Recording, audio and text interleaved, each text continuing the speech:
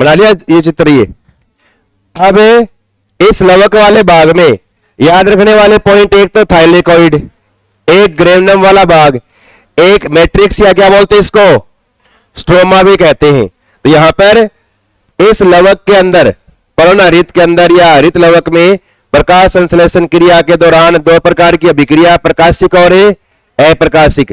प्रकाशिक अभिक्रिया कहां होती है, ग्रेनम वाले भाग में, याद रखना ये। और अप्रकाशिक वाली मैट्रिक्स या स्ट्रोमा वाले भाग में होती है। नीचे अलग से 2 लाइन लिखो। पहला लिख लिया पॉइंट, किस ऊर्जा को किस में बदलता है ये, प्रकाश ऊर्जा को रासायनिक ऊर्जा में बदलता है, ये लिख लिया। उसके बाद लिखो अगला पॉइंट और लिखो हरित लवक में, हरित लवक में, जल्दी करो, हरित लवक में प्रकाश संश्लेषण क्रिया द्वारा, प्रकाश संश्लेषण क्रिया द्वारा भोजन का निर्माण किया जाता है।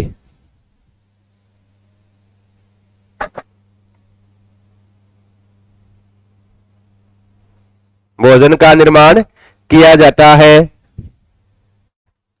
और फिर अगला पॉइंट लिखो,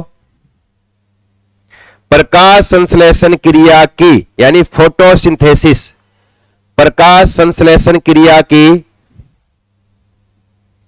प्रकाशिक अभिक्रिया यानी फोटो रिएक्शन, प्रकाशिक अभिक्रिया, प्रकाशिक अभिक्रिया इसके ग्रेना या ग्रेनम वाले भाग में, ग्रेना या ग्रेनम वाले भाग में तथा तथा तथा अप्रकाश वाली अभिक्रिया या अप्रकाशिक अभिक्रिया तथा अप्रकाशिक अभिक्रिया कहां होती है, स्ट्रोमा या मैट्रिक्स वाले भाग में होती है। स्ट्रोमा या मैट्रिक्स वाले भाग में होती है। बस ये 2-4 बातें याद रखनी है इस पर्णहरित में। तो लवक के अंदर रंग बिना रंग वाले लवक, क्या बोला, ल्यूकोप्लास्ट, अवर्णी लवक। रंग वाले लवक कौन, क्या बोला, क्रोमोप्लास्ट या वर्णी लवक। और हरे रंग वाले क्लोरोप्लास्ट या हरित लवक।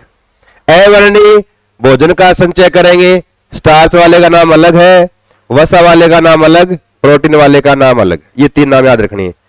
फिर वर्णी के अंदर अलग अलग, गाजर में कौन सा है, मिर्च के अंदर कौन सा वर्णी लवक पाया जाता है, रंग के लिए उत्तरदायी है, एक दूसरे के अंदर बदलते रहते हैं। फिर क्लोरोप्लास्ट, पर्णहरित, और इसके द्वारा किस ऊर्जा का रूपांतरण किस में होता है, प्रकाश ऊर्जा का रासायनिक ऊर्जा में। और फिर क्लोरोप्लास्ट के अंदर इस प्रकार की संरचना में, चट्टे के आकार की संरचना क्या कहलाती है, ग्रेनम, जिसमें ऐसे चक्ति के आकार की संरचनाएं, उनको क्या बोलते हैं, थाइलेकोइड कहते हैं, आपस में जुड़ी रहती है फ्रेंट के द्वारा, यानी 2 झिल्लियों वाला ये कोशिकांग है, बाह्य झिल्ली और आंतरिक झिल्ली। इसके अंदर प्रकाश संश्लेषण वाली क्रिया होती है। प्रकाश संश्लेषण क्रिया में 2 भाग होते हैं, एक प्रकाश की उपस्थिति में और एक प्रकाश की अनुपस्थिति में। प्रकाश की उपस्थिति में होने वाली अभिक्रिया प्रकाशिक फोटो रिएक्शन, वो कहां होती है, ग्रेना वाले भाग में होती है। और अप्रकाशिक अभिक्रिया यानी अंधेरे में होने वाली डार्क रिएक्शन कहां होती है, वो स्ट्रोमा या मैट्रिक्स वाले भाग में होती है। ये इतना याद रखना आपको लवक या प्लास्टिड के अंदर, ये मेन पॉइंट है, याद रखने। इसके बाद लिखो, अगला लिखो कोशिकांग।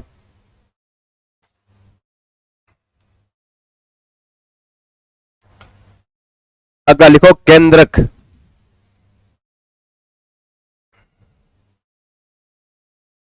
केंद्रक, न्यूक्लियस, केंद्रक या न्यूक्लियस। पहला तो ये, जंतु कोशिका में केंद्रक की स्थिति कहां होती है, कोशिका के बिल्कुल ही बीच में। और पादप कोशिका में क्या होती है, इसकी परिधीय साइड में। कारण क्या है, पादप कोशिका में एक बड़ी रिक्तिका होने के कारण। पहला पॉइंट ये लिखना, जंतु कोशिका में मध्य में, जंतु कोशिका में मध्य में व पादप कोशिका में परिधीय स्थिति होती है।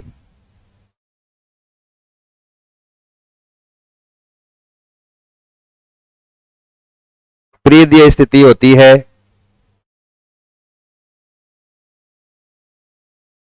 और खोज किसके द्वारा की गई केंद्रक की? किसके द्वारा? Robert brown. रॉबर्ट हुक क्या था? कोशिका का खोजकर्ता। रॉबर्ट ब्राउन 1831 रॉबर्ट ब्राउन के द्वारा की गई। और इस केंद्रक के अंदर भी इस प्रकार से 2 झिल्ली है और इस केंद्रक में, इस झिल्ली में छोटे छोटे क्या है? छिद्र पाए जाते हैं ऐसे, इस तरह से, क्यों केंद्रक छिद्र है ये, इस तरह से। और इसके बीच में एक गोलाकार संरचना और है जिसको क्या बोलते हैं? न्यूक्लियोलस, यानी केंद्रिका, केंद्रिका या न्यूक्लियोलस। और क्या काम करती है ये? क्या काम करता है न्यूक्लियोलस? किस लिखा है मैंने? यूकैरियोटिक कोशिका में राइबोसोम का निर्माण कहां होता है? केंद्रिका में। और प्रोकैरियोटिक कोशिका में राइबोसोम का निर्माण कहां होता है? कोशिका द्रव्य में। कल लिखाया था मैंने ये, राइबोसोम के अंदर। तो आरएनए का निर्माण करना है या राइबोसोम का निर्माण करना है, वो कहां होता है? सारा केंद्रिका में। और इसके अंदर यहां केंद्रक द्रव्य न्यूक्लियोप्लाज्म, इस तरह से। और इसके अंदर इस तरह से क्रोमेटिन जाल, इस तरह से, ये क्रोमेटिन जाल।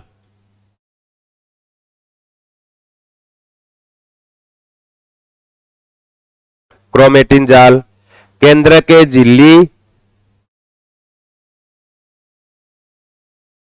केंद्रक झिल्ली क्या बोलते हैं इसको? इसको कैरियोथिक्का भी कहते हैं। इंग्लिश में क्या बोलते हैं इसको? कैरियोथिक्का कहते हैं। ये केंद्रक छिद्र, केंद्र के छिद्र है ये। और ये केंद्र के द्रव्य न्यूक्लियोप्लाज्म,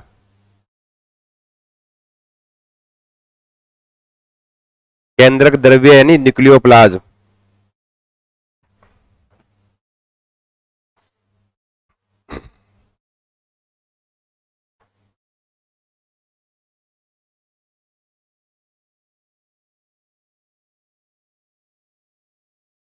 तो कोशिका के नियमन व नियंत्रण का मुख्य कार्य किसके द्वारा होता है?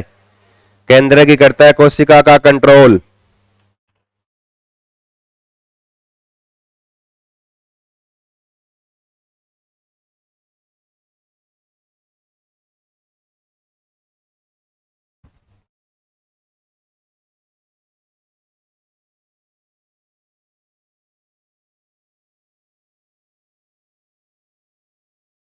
लिख लिया? ये क्रोमेटिन जाल है। थोड़ा और लंबा कर देता हूं इसको मैं।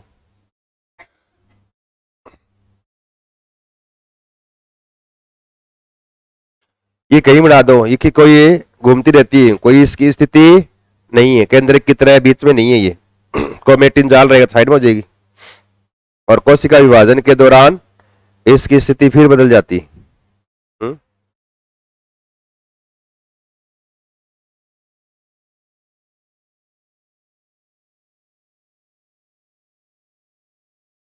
ये छिद्र इतने बड़े नहीं है कि बाहर टूंटी चल जा, कि बाहर केंद्र द्रव्य की टूंटी चल जा। ये तो विभिन्न पदार्थों के आदान प्रदान के लिए छिद्र है। इन छिद्र सब पे बॉडीगार्ड बैठे हैं, किसी को बिना अनुमति अंदर बाहर जाने की अनुमति नहीं है। कोशिका झिल्ली की तरह ही है। कोशिका झिल्ली से कोशिका द्रव्य बाहर नहीं आता, तो वे छोटे छोटे क्या है, पूर सही से छोटे छोटे, थोड़े अपने बड़े कर दिए यूं दिखाने के लिए, है ना, तब लग रहा है जैसे कुछ बाहर आएगा इसमें। बना लिया। नीचे एक लाइन लिखो, कोशिका के नियमन व नियंत्रण का कार्य, कोशिका के नियमन व नियंत्रण का कार्य, कोशिका के नियमन व नियंत्रण का कार्य,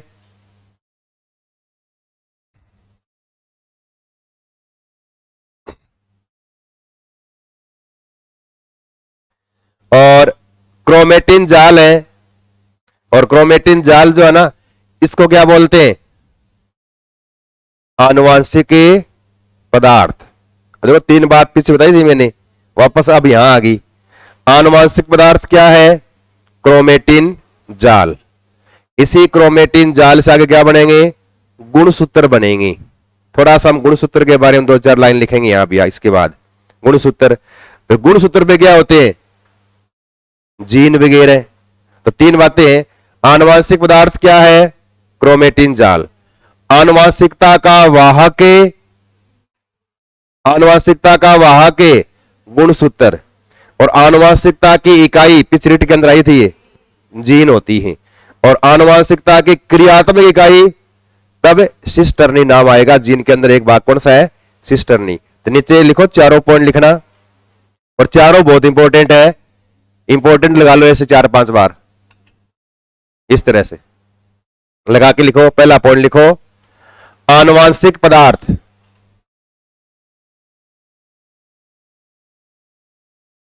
आनुवांशिक पदार्थ क्या लिखोगे, आगे लिखो डैश करके, क्रोमेटिन जाल। आनुवांशिक पदार्थ क्या है, क्रोमेटिन जाल।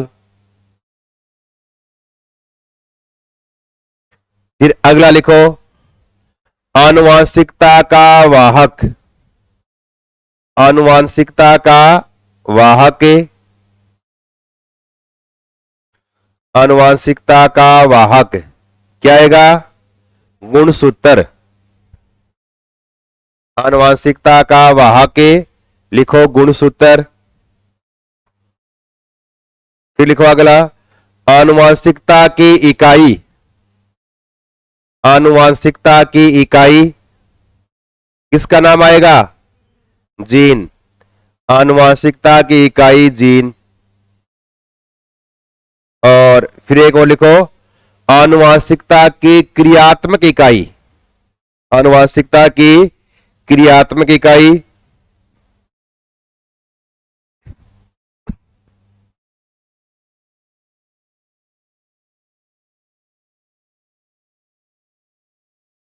कौन सी है, सिस्टर्नी। सिस्ट्रोन लिख लो चाहिए, सिस्ट्रोन इकाई क्या है, सिस्ट्रोन। अब देखो 4 पॉइंट है, क्रोमेटिन जाल, फिर गुणसूत्र, उसके बाद जीन, उसके बाद इसकी इकाई कौन सी है, सिस्ट्रोन। ये 4 पॉइंट है, पदार्थ, उसके बाद वाहक, उसके बाद इकाई, उसके बाद क्रियात्मक इकाई। और ये क्रोमेटिन जाल जो है ना, ये 2 प्रकार का होता है। एक को बोलते हैं यूक्रोमेटिन और एक को बोलते हैं हिट्रोक्रोमेटिन। अब याद रखना यहां एक पॉइंट, जब किसी कोशिका को अभिरंजित किया जाता है, यानी उसको कलर्ड करके उसके अंगों को देखते हैं, जैसे आप कई बार बनाते स्लाइड बनाते हैं, बनाइए बायोलॉजी में, बीएससी में आपने क्या किया, यानी डी सेक्शन बॉक्स होता है, मैथ वाले देखो, जैसे 10वीं क्लास तक देखा होगा, डी सेक्शन बॉक्स बताता हूं, देखो उसमें क्या है, जैसे कभी आलू वगैरह की आपने स्लाइड बनाई, या फिर जैसे कोई स्टेम तनने की बनाते हो ना, तो आलू के बीच में लगा के उसको, और जो एक होता है बिल्कुल कटर होता है यूं, जैसे उस तरह की तरह, उसको यूं उंगली पे लगा के यूं उसको धीरे यूं ऐसे चलाते हैं, तो उसकी क्या बारीक बारीक कटती है, यूं बारीक बारीक उसकी प्लेट की तरह यूं संरचना कट जाती है।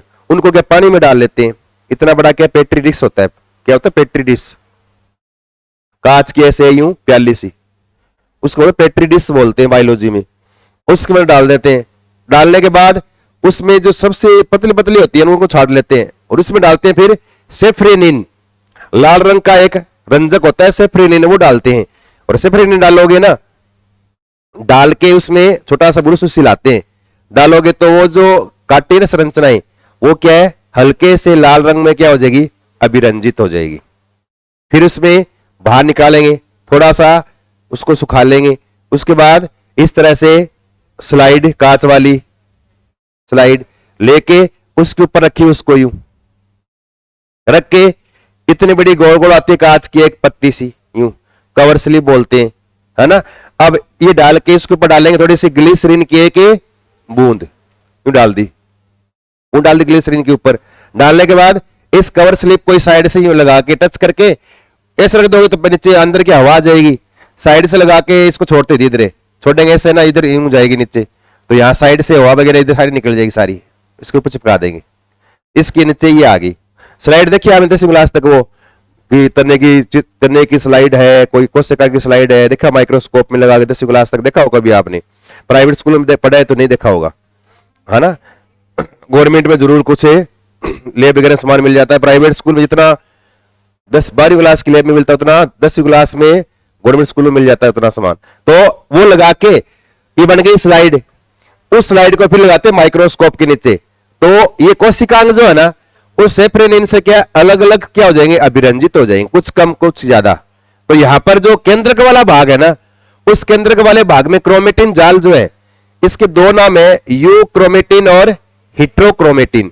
यूक्रोमेटिन वाला भाग जो है इसका, वो थोड़ा सा क्या है, हल्का सा क्या होता है, सघन होता है, थोड़ा सा सघन, मतलब ज्यादा इसमें ऐसी इस तरह ज्यादा संरचनाएं नहीं होती, पतली पतली संरचनाएं से जो जल्दी से दिखती नहीं है, वो तो थोड़ा सा कम सघन। और हिट्रोक्रोमेटिन होता है ना, उसकी इस तरह संरचनाएं ज्यादा होती है, तो थोड़ा सघन दिखेगा आपको, डेंसिटी ज्यादा होती है, दूर से दिख जाएगा। इसलिए हिट्रोक्रोमेटिन जो है ना वो क्या है, ज्यादा क्या होता है, अभिरंजित होता है। तो क्रोमेटिन जाल में अधिक अभिरंजित होने वाला भाग कौन सा होता है, हिट्रोक्रोमेटिन वाला भाग क्या होता है, इस क्रोमेटिन जाल का अधिक अभिरंजित होने वाला भाग होता है। तो नीचे एक लाइन और लिखो इसकी, और लिखो क्रोमेटिन जाल, ऐसे लिख लो चाहिए, इस तरह से बढ़ा लो यू, क्रोमेटिन जाल दो भाग कर लो, यू क्रोमेटिन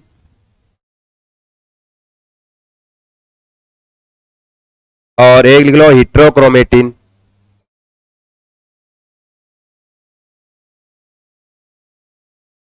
ये कम सघन, लिख लो अधिक सघन, अधिक सघन, ये कम अभिरंजित,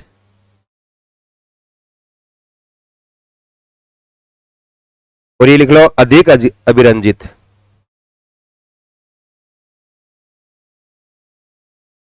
ये पॉइंट याद रखना है बस।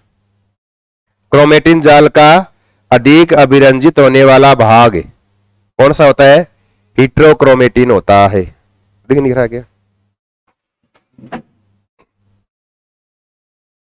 हिट्रोक्रोमेटिन।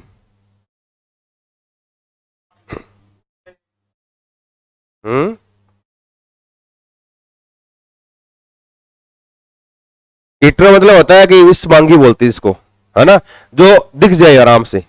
विश्वमांगी मतलब होता है जिसको आप जल्दी से आसानी से परख ले, मतलब थोड़ा मोटा हो, यो कहते हैं जैसे निलंबन होता है विलियन, पानी में अगर आपने क्या घोल दी, मिट्टी घोल दी तो हिट्रो बन गया, मतलब विश्वमांगी बन गया। और चीनी घोल दी क्या बन गया, समांगी। छोटा है पार्ट तो होमो बोल देते हैं, बड़े पार्ट है तो क्या बोलते हैं, हिट्रो बोल देते हैं। फिर है ना इसके अंदर, केंद्र के अंदर डीएनए वगैरह, आरएनए, उनके बारे में थोड़ा सा हमें लिखना है। फिर थोड़े से गुणसूत्र के बारे में, गुणसूत्र शब्द किसने दिया, खोजकर्ता कौन है गुणसूत्र का, मनुष्य में गुणसूत्र होते कितने हैं। पीछे एग्जाम में है ना, फर्स्ट ग्रेड एग्जाम में क्वेश्चन आया था, एक फर्स्ट ग्रेड में जनरल साइंस में प्रश्न आया था कि किसी पुरुष में पुत्र निर्माण हेतु किन किन गुणसूत्रों की आवश्यकता होती है। फिर लिखा हुआ आ गया यूं, माता से 22x, पिता से 22x, ऐसे माता से 22x, पिता से 22y, ऐसे लिख दे 4। तो कौन कौन से गुणसूत्र मिलने से पुत्री का निर्माण, किसके मिलने से पुत्र का निर्माण, थोड़ा वो करेंगे।